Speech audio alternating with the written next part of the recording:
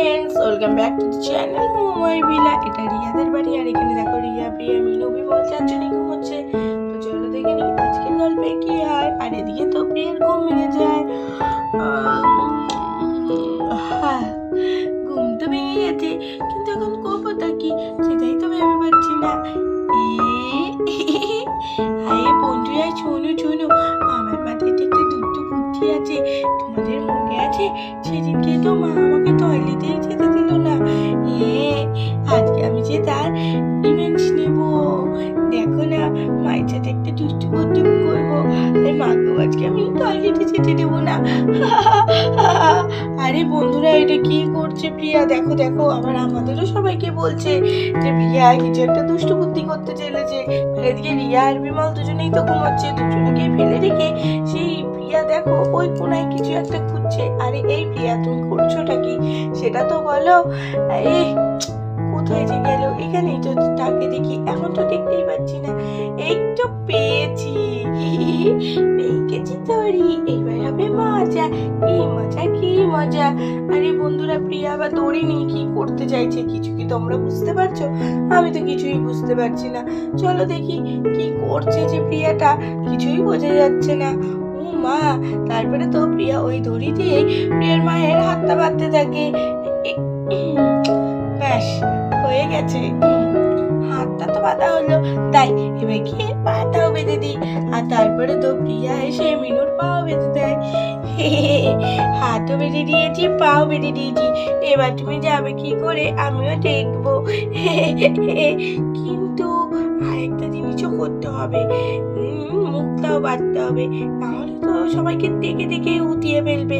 আর সবাই যখন এসে হাত পাটা খুলে দেবে, মজাই হবে না। না না, তাই করি, যাই তাড়াতাড়ি গিয়ে এখনই আমি মুখটাও বেঁধে দেবো। ওহো, ওখান থেকে তো দেখলাম একটা কাপড় ছেঁড়া রয়েছে, সেটাই বরঞ্চ নিয়ে আছি। আজকে মা বুঝবে মজা। এখনই গিয়ে তাড়াতাড়ি করে মুখটা বেঁধে দিতে হবে, আস্তে আস্তে।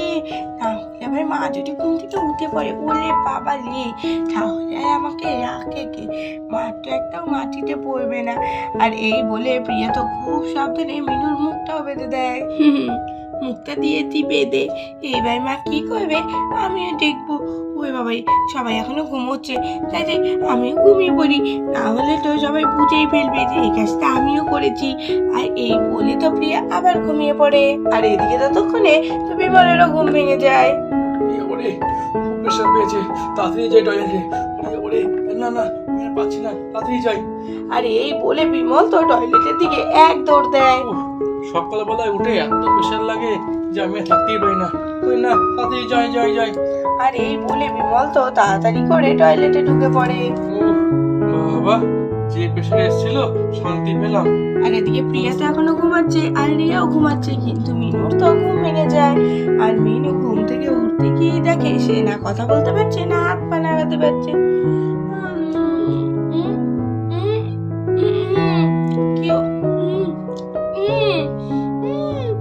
আরে কি হচ্ছে? আর মিনু তো মনে মনে ভাবতে থাকে কি হচ্ছে আমার সাথে, আমার মুখ কেন বাঁধা, আমি তো কথাই বলতে পারছি না, এদিকে আমার হাত পাও নাড়াতে পারছি না, তার মানে কি আমার হাত পাও বাঁধা? হ্যাঁ তাই তো, আমার হাত পা বাঁধা, আমার মুখ বাঁধা, এগুলো কে করলো আমার সাথে? বাড়িতে কি কোনো চোর এসেছিল আর আমরা কেউ কিছু জানতে পারিনি? সবারই কি আমার মতো এক অবস্থা? কি জানি, আমি তো উঠতেও পারছি না, দেখতেও পাচ্ছি না, কিছু বুঝতেও পারছি না। দেখি কাউকে ডাকার চেষ্টা করি।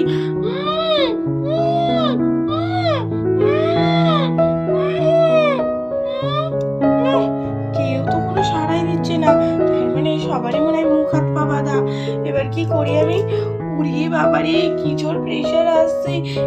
সকালবেলায় উঠে তো টয়লেট যেতে হবে আগে, ঘুম ভেঙেছে আর টয়লেটও লেগে গেছে। এখন আমি কি করবো? ওরে বাবারে, আমি তো থাকতে পারছি না। আর একবার দেখি,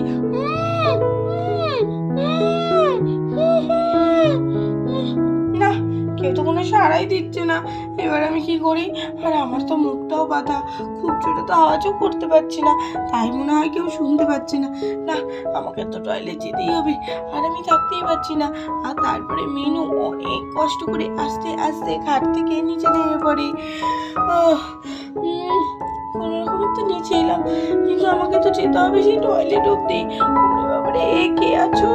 আমাকে আমার হাত পাগুলো একটু খুলে দাও, মুখটা একটু খুলে দাও। নিঃশ্বাস নিতে পারছি না, কথাও বলতে পারছি না। এবার কি হবে আমার? আরে না না, যে করেই হোক আগে টয়লেটে যাই। ওরে বাবা রে, কি জোর প্রেশার এসছে। আর তারপরে তো মিনু অনেক কষ্ট করে ঘরের বাইরে বেরিয়ে আসে। আরে বাবারে, কত কষ্ট করে বাইরে অব্দি তো এলাম, কিন্তু সেই টয়লেট অব্দি আমায় যেতে হবে। এবার কি করি আমি? আইডিয়া, গড়িয়ে গড়িয়ে চলে যাই। এইভাবে যাওয়ার থেকে গড়িয়ে যাওয়া, তাও অনেক কষ্ট কম হবে। আর তারপরে তো মিনু আস্তে আস্তে গড়াতে শুরু করে, আর গড়াতে গড়াতে টয়লেটের সামনে চলে আসে। আরে আরে আরে, টয়লেটের দরজাটাও তো বন্ধ। এখন কি আবার টয়লেটে আছে? আরে কেউ তো কোনো সাড়াও দিচ্ছে না। হ্যাঁ, আমারই তো মুখটা বন্ধ, কেউ তো আমার ডাক শুনতেই পাচ্ছে না। কি করি আমি এখন? আইডিয়া, এক কাজ করি, বরঞ্চ আমি এই দরজাটা ধাক্কাতে থাকি। আরে কে রে আমার দরজা সকাল সকাল ধাক্কা মারছে? কে? বাথরুমে তো রয়েছে রিয়ার বাবা। তাহলেই তো হয়েছে, ওর তো অনেক সময় লাগে। এবার আমি কি করব? না, তাও তাড়াতাড়ি করে ধাক্কা মারতে থাকি, তাহলে নিশ্চয় খুলবে। আরে আরে আবার সকাল সকাল একটু প্রেশার এসছে, আমার শান্তির মধ্যে পড়তেও দেবে না। কে ধাক্কাচ্ছে? কে কে বাইরে কে আছে? বুঝবো না যে আমি বাইরে রয়েছি। এটি কি ধরনের মানুষ ভগবানই জানে। এবার আমি কি করি? আর বলতে না বলতেই তো রিয়ার মায়ের বাইরেই পটি হয়ে যায়। বাবা, শান্তি তো পেলাম, কিন্তু এটা কি হলো? আমি বাইরে পটি করে ফেললাম। হ্যাঁ, এখনই রিয়ার বাবা বেরোবে, আর আমার উপরে তো হাসবে। এদিকে আমার মুখ হাত পা বন্ধ, ডাকলাম কত করে, করলেও না। এবার আমি কি করি?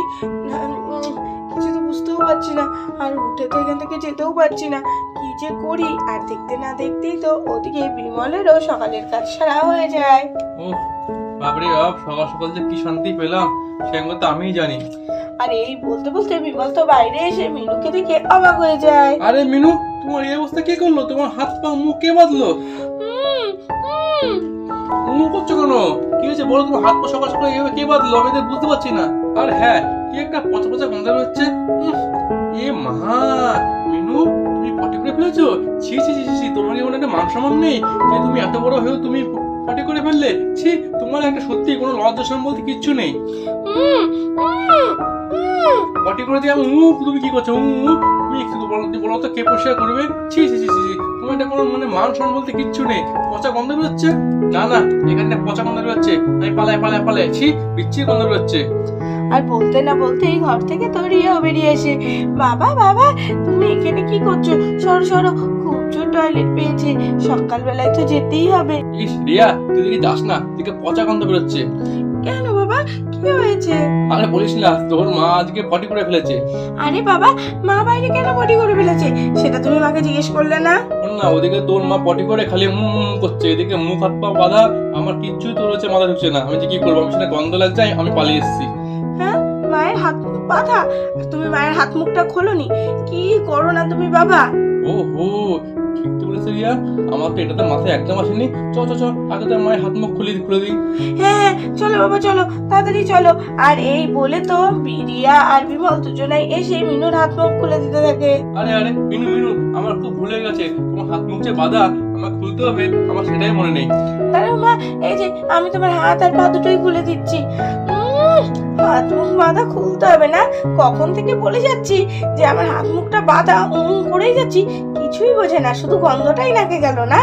হ্যাঁ দাঁড়াও, তোমার হচ্ছে। হ্যাঁ, হাত মুখ খুলে দিলে আমার হবে? ওরে ওরে, এই পালাই। আরে এই বলে বিমল তো ভয়ে সেখান থেকে পালিয়ে যায়। আরে মা, তুমি বাদ দাও না মায়ের বাবার কথা, কেন এরকম করছো? কি বাদ দেবো? কেন রে? দাঁড়া, এই আমি উঠেছি, এইবার তোর বাবাকে দেখ আমি কিভাবে সাহায্য করি। এই দাঁড়াও, পালাচ্ছোটা কোথায়? আরে মা দাঁড়াও, তোমরাও তো আমাদের দুই বোনের মতো, বাচ্চাদের মতো শুরু করে দিলে।